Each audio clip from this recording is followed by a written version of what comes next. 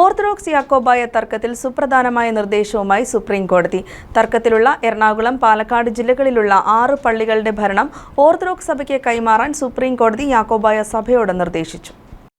Pothanikkad Pulinthanam Saint John's, Mazhuvannoor Saint Thomas, Odakkali Saint Mary's, Palakkad Mangalam dam Saint Mary's, Cherukunnam Saint Thomas, Erikkinchira Saint Mary's എന്നീ പള്ളികൾ കൈമാറാനാണ് നിർദ്ദേശം. പള്ളികളിലെ സെമിത്തേരി, സ്കൂളുകൾ എന്നിവ ഉൾപ്പെടെയുള്ള പൊതുസംവിധാനങ്ങളിൽ ഒരു വിഭാഗത്തിൽപ്പെട്ടവരെയും വിലക്കരുതെന്ന് സുപ്രീംകോടതി ഓർത്തഡോക്സ് സഭയ്ക്ക് നിർദ്ദേശം നൽകി. മലങ്കര സഭയ്ക്ക് കീഴിലുള്ള പള്ളികൾ 1934 ഭരണഘടന അനുസരിച്ച് വേണം ഭരണം നടത്തേണ്ടതെന്ന 2017 സുപ്രീംകോടതി വിധിയുടെ അടിസ്ഥാനത്തിലാണ് നിർദ്ദേശം നൽകുന്നതെന്ന് ജസ്റ്റിസുമാരായ സൂര്യകാന്ത്, ഉജ്വൽ ഭുയാൻ എന്നിവരടങ്ങിയ ബെഞ്ച് വ്യക്തമാക്കി. 2017 വിധിക്ക് ശേഷം നൽകിയ പല പ്രത്യേക അനുമതി ഹർജികളും സുപ്രീംകോടതിയുടെ പരിഗണനയിലാണെന്ന് യാക്കോബായ സഭയ്ക്ക് വേണ്ടി ഹാജരായ സീനിയർ അഭിഭാഷകരായ രഞ്ജിത് കുമാർ, ശ്യാം ദിവാൻ എന്നിവർ സുപ്രീംകോടതിയിൽ ചൂണ്ടിക്കാട്ടി. എന്നാൽ 2017 വിധി നടപ്പാക്കാൻ തയ്യാറാകാത്ത യാക്കോബായ വിഭാഗത്തിന്റെ നടപടി കോടതി അലക്ഷ്യമാണെന്ന് ബെഞ്ച് ചൂണ്ടിക്കാട്ടി. യാക്കോബായ സഭയുടെ ആവശ്യങ്ങൾ കേൾക്കണമെങ്കിൽ പള്ളികളുടെ ഭരണം ഓർത്തഡോക്സ് വിഭാഗത്തിന് കൈമാറണമെന്നും സുപ്രീംകോടതി നിർദ്ദേശിച്ചു. 6 പള്ളികളുടെ